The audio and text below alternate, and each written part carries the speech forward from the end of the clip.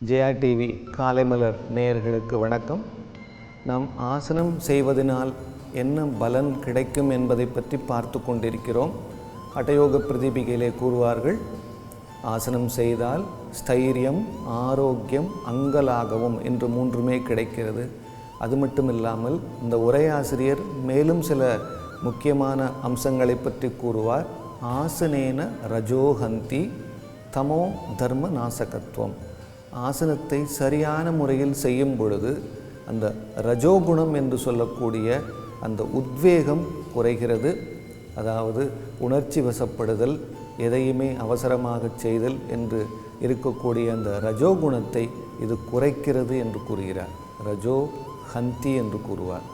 அது மட்டுமல்லாமல் அந்த தமோ குணம் இருக்கிறது அல்லவா, சோம்பல், ஒரு வேலையை செய்ய முடியாமல் நம்மை அங்கேயே அமர வைப்பது, சிந்திக்க முடியாமல் செய்வது, இது போன்ற அந்த தமோ குணத்தையுமே இது சரிப்படுத்திவிடும் என்று கூறுகிறார்.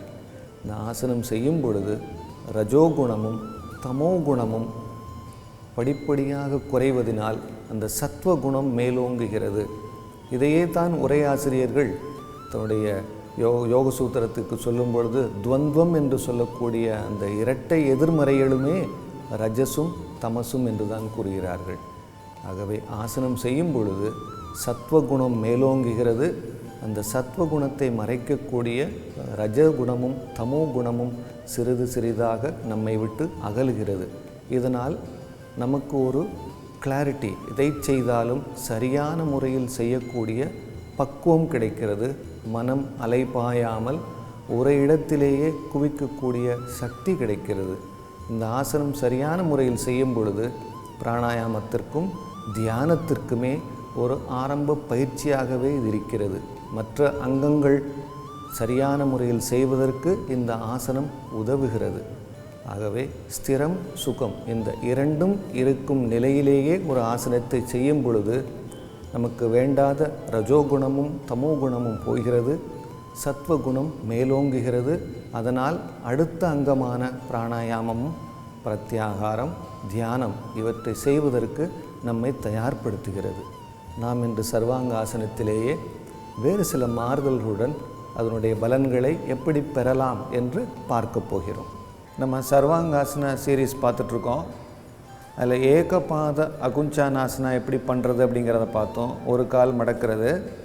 இன்றைக்கி நம்ம அகுஞ்சானாசனா, அதாவது ரெண்டு கால்களையுமே மடக்கி அந்த கான்ட்ராக்ஷன், வயிறு அமுக்கத்தை எப்படி கொண்டு வர்றது அப்படிங்கிறத பார்க்க போகிறோம். கீழே படுத்துக்குங்க, கால்கள் ரெண்டையும் சேர்த்து வச்சுக்கோங்க.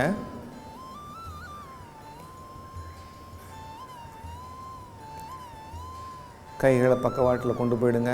உள்ளங்கை தரையை நோக்கி இருக்கட்டும். இப்போ இந்த பொசிஷனில் மூச்சு இழுத்துக்குங்க. மூச்சை வெளியே விட்டுக்கிட்டே கால்கள், இடுப்பு, கீழ்முதுகு மெதுவாக மேல் பக்கமாக தூக்குங்க. உள்ளங்கால் தலைக்கு மேலே கொண்டு போகிற மாதிரி கைகளால் பின்பக்கமாக சப்போர்ட் பண்ணிக்கங்க. இப்போ மூச்சு உள்ளே இழுத்துக்கிட்டே ரெண்டு கால்களையுமே ஸ்ட்ரைட் பண்ணிக்கங்க. சர்வாங்காசனா பொசிஷன் வந்துடுங்க.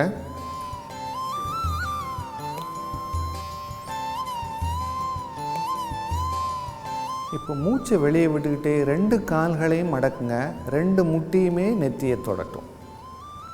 இது அகுஞ்சானாசனா. இது ஒரு ஸ்டே பாஸ்டர்.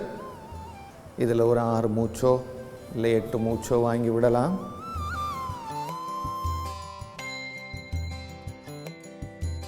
இப்போ மூச்சு உள்ளே எடுத்துக்கிட்டே மெதுவாக ரெண்டு கால்களையும் ஸ்ட்ரைட் பண்ணிக்கங்க.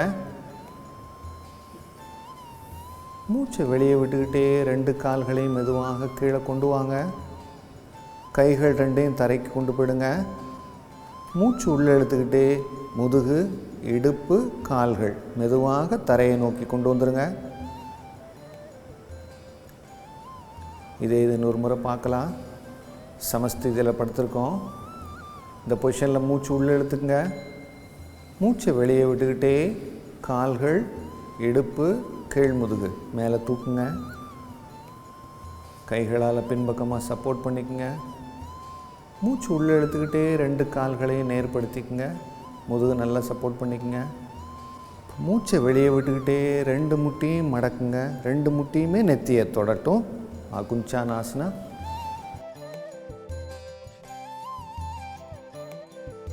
இப்போ மூச்சு உள்ளே இழுத்துக்கிட்டே மெதுவாக கால்களை மேலே ஸ்ட்ரைட் பண்ணிக்கங்க, நேர்படுத்திக்கங்க. மூச்சை வெளியே விட்டுக்கிட்டே 2 கால்களையும் மெதுவாக கீழே கொண்டு வாங்க. கைகளை தரைக்கு கொண்டு போயிடுங்க. கைகள் 2ஐயும் தரையில் வச்சுக்கோங்க. இப்போ மூச்சு உள்ளே எடுத்துக்கிட்டே முதுகு, இடுப்பு, கால்கள் மெதுவாக தரையை நோக்கி கொண்டு வந்துடுங்க. இப்போ நம்ம இதே அகுஞ்சனாசனத்தில் ஒரு ட்விஸ்ட் எஃபெக்ட் எப்படி கொண்டு வர்றது அப்படிங்கிறத பார்க்க போகிறோம். சமஸ்திதி பொசிஷனில் படுத்துருங்க. இந்த பொசிஷனில் மூச்சு உள்ளே எடுத்துக்கங்க. மூச்சை வெளியே விட்டுக்கிட்டே 2 கால்கள், இடுப்பு, கீழ்முதுகு மேலே தூக்குங்க. உள்ளங்கால் தலைக்கு மேலே கைகளால் பின்பக்கமாக சப்போர்ட் பண்ணிக்கங்க. மூச்சு உள்ளே எடுத்துக்கிட்டே 2 கால்களையும் ஸ்ட்ரைட் பண்ணுங்கள். இப்போ மூச்சை வெளியே விட்டுக்கிட்டே 2 முட்டையும் மடக்குங்க. ட்விஸ்ட் பண்ணி வலது பக்கம் கொண்டு போங்க.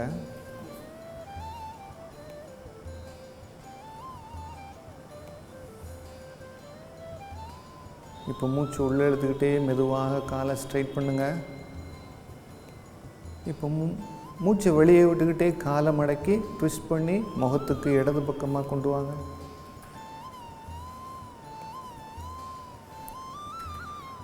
ஸோ இப்போ கால்களும் மடங்கியிருக்கு, முதுகு பகுதியும் ட்விஸ்ட் ஆகிருக்கு.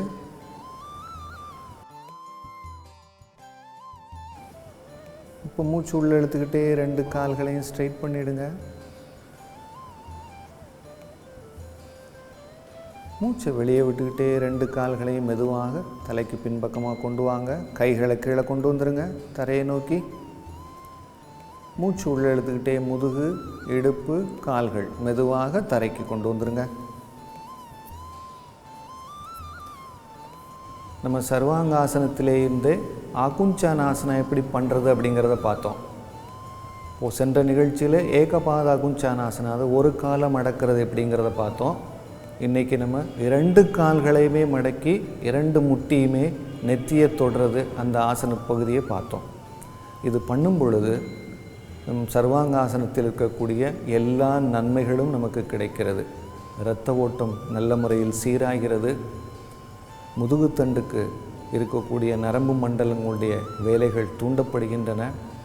கால்கள் 2மே மடங்குவதால் இடுப்பு பகுதி, முட்டி, கணுக்கால் எல்லாவற்றுக்குமே ஒரு இலக்கம், ஃப்ளெக்சிபிலிட்டி கிடைக்கிறது. கால் மடங்குவதனால் அடிவயிற்று பகுதி அமுங்கப்படுகிறது. அங்கே உள்ளே உள்ள அவயவங்கள் தூண்டப்பட்டு அதனுடைய வேலைகள் சீராகின்றன. இந்த தலைகளாக செய்யக்கூடிய ஆசனத்தினால் இந்திரியங்கள், அதாவது புலன்களுடைய நுகரும் தன்மை அதிகரிக்கிறது.